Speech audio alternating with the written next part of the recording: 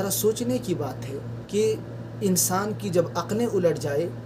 तो वो किस तरीके के अमाल को अंजाम देता है। लोग इतने पागल हो चुके हैं कि अक़ल व शऊर के बावजूद अल्लाह रब्बुल आलमीन की ज़ात को छोड़कर